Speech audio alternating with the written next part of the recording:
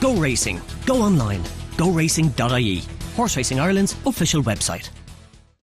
Hello and welcome to the Horse Racing Ireland Racing Preview with me, Sarah Barton, and my colleague Martin Murphy. Today we're going to be looking at the 3rd and 4th days of the Galway Summer Festival, which are Wednesday the 1st of August and Thursday the 2nd of August. Now the going there at the moment is yielding soft in places, but that could have changed come Wednesday and Thursday.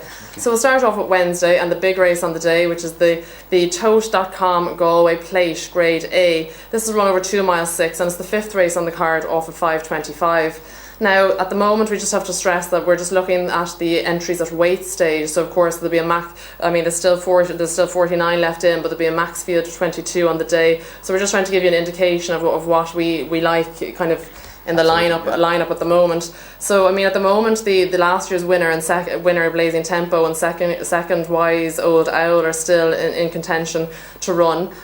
So obviously they would have a good chance on Wednesday. Blazing Tempo though looks like we haven't seen her out since March, and she looks like she's carrying more weight. That's right. On Wednesday, so that could possibly go against her. I actually like Black Star Mountain for Willie Mullins' yard, off a nice weight of 10-11. Well, yes, Sarah, he's the current favourite around 7-1 as we speak. Now, he was a very good novice chaser. You know, he's an awful lot of class. He was a Grade 1 novice hurdler as well, and he obviously won a Grade 1 there at the Leopardstown on Christmas. The key to him would be good ground.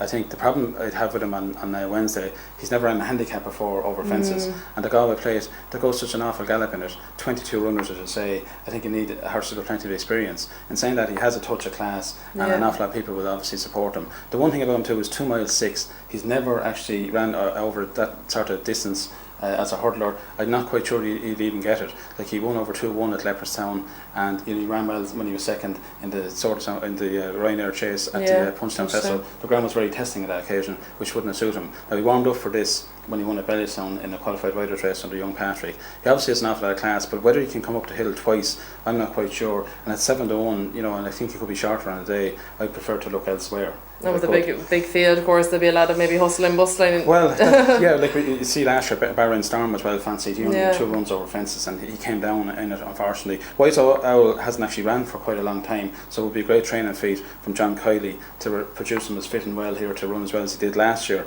We also have a former winner in the race and finger on the pulse, but he is getting a bit in years now, and his recent form isn't great. The weights are headed by Follow the Plan, who certainly is a classy horse. He won well at the Aintree Festival over 3 miles, and he ran very well then when he was second in the Galway Cup at the Punchestown Festival on testing ground. That was a great effort, and you know, with Alvin Kieran going so well, it's very hard for a top weight to win the race, but Ansar was the last one to win in 2005, but certainly I think Follow the Plan is not without a chance, and he represents good each way value at decent odds.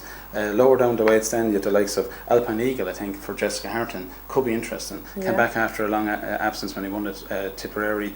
Would like drying the ground to dry out as much as possible, wouldn't like the ground to be too soft at all. But certainly, you know, a likely race chaser has a chance. I think Edward O'Reilly has a couple of interesting runners here too. Shot from the Hip has always been a kind of a classy horse, never got his favourite good ground, but if he does get it off 9 stone 12, he would have a very interesting runner here. And the other one I like in that is another Edward O'Reilly horse called Out Now, who finished second the Irish Grand National at Fairyhouse last April. That was a good effort. He didn't seem to go home over 3 mile 5, so stepping back to 2 mile 6 no problem for him. Shouldn't be any problem for him at all. I think he's been aimed at this race, and at the moment he's certainly the one I'd be looking at. And you know how I like to support mares in these races. Absolutely.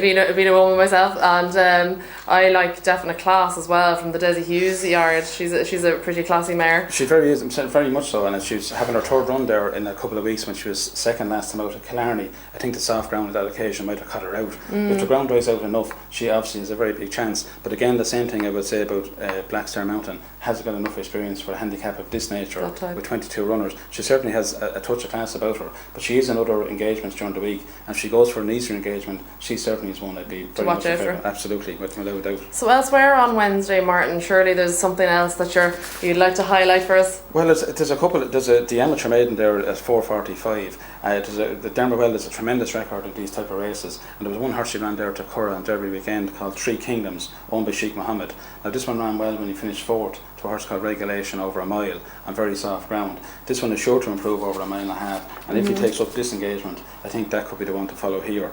There's other races, obviously, other horses. Then there's plenty of handicaps on the card as you would expect, and in the 6 o'clock race, a horse called Our Connor from Desi Uses. Very consistent horse, has won 2 of his last 3 starts. A really good, tough performer. Yeah. Will love the hill, I think, because it does want a little bit further. I think you want horses that really stay very well. He's off a nice weight there of 9-1, and he could be in an each way bet. Another horse in the 6:35, one I've been watching for a while now. He's slipping down the ratings. Horse called Elusive Reward for Tom O'Mara. He ran quite well at Killarney last time out. He's dropped an awful lot in the ratings since last year when he was trained by Andy Oliver. I think, he certainly is one I'd be putting in a few exactas and trifecta combinations. And don't forget, like, for the punters, the jackpot on Wednesday and Thursday, 40,000 guaranteed. So well worth having a play.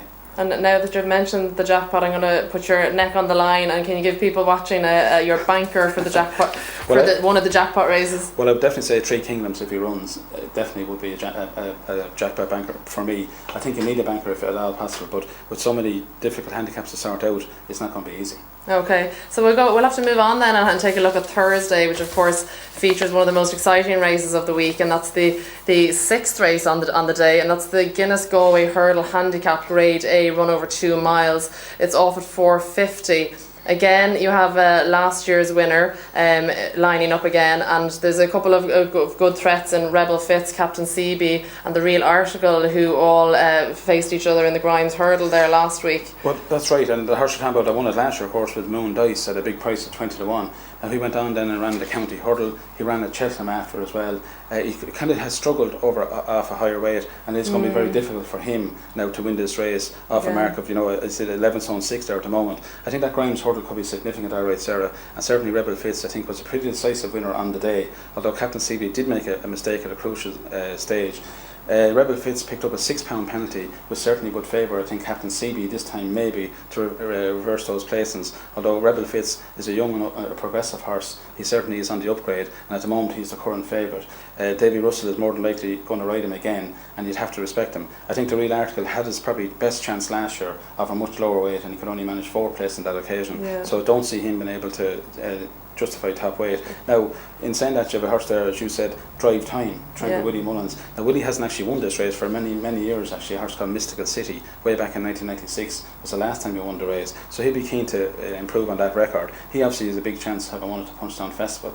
Again, I'm looking at the likes of Edward O'Grady here and JP McManus. Now, JP actually has never won the race, amazingly, over the years, but he has a couple of very interesting contenders here. A horse called The Way We Were has only ran 3 or 4 times over hurdles, and has some very nice profile. He was second at Ferry House, second at Leopardstown early on in the year. He'd like the ground to dry out an awful lot, and if it was good or better, I certainly would fancy this one.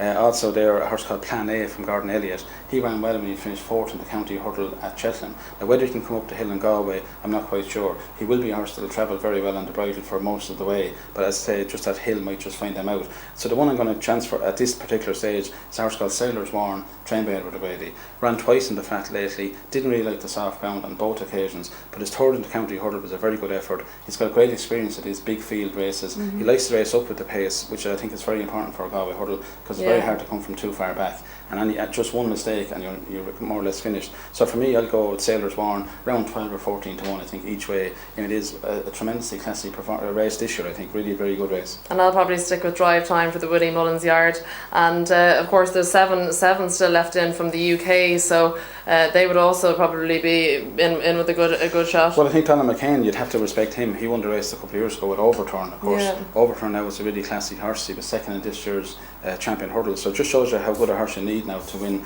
Don't forget, like, the Guinness Galway Hurdle is the richest handicap in Europe. We're talking about a prize here of 156,000 to the winner, so you can see why there's so many good horses in the race at the moment. And like, he's represented by only a 4-year-old here in Lexi's Boy, but he's won some very good races in England, and he's currently second favourite, and the fact he's making the trip over obviously suggests that he's very well fancied.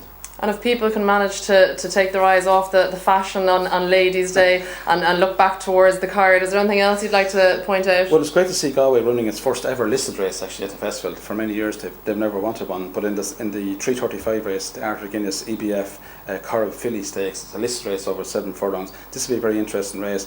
Again, the King of Galway, Dermot Weld, had only one entry here, which could be significant, in Yellow Rosebud. This one won the group race at Leopardstown early on in the year, finished 7th on very fast ground in the Irish Guineas, which was a disappointing effort, but back on better ground on next Thursday. You'd expect her to go very close. And then also later on in the card, there's wide open kind of usual sort of handicap races, and there's a couple there with chances maybe. There's a horse there called Inish Man, who's much improved for Dennis Hogan. He's in the 6:30. He's gone up an awful lot in the weights, but I think even with 10 stone, he would take a bit of beating. Okay, so I'd just like to say that you've been going to Galway for many years now, Martin, and you probably want words of good advice there for the people watching at home. So if whether you're going down just for a day or a couple of days, Galway is also always a fantastic week. We hope we've given you some guidance towards a winner during the week, and next week we'll be looking at the final 2 days of Galway on Saturday and Sunday, and also Cork on Sunday. So until then, enjoy Galway, and thanks for watching. Go racing. Go online. GoRacing.ie. Horse Racing Ireland's official website.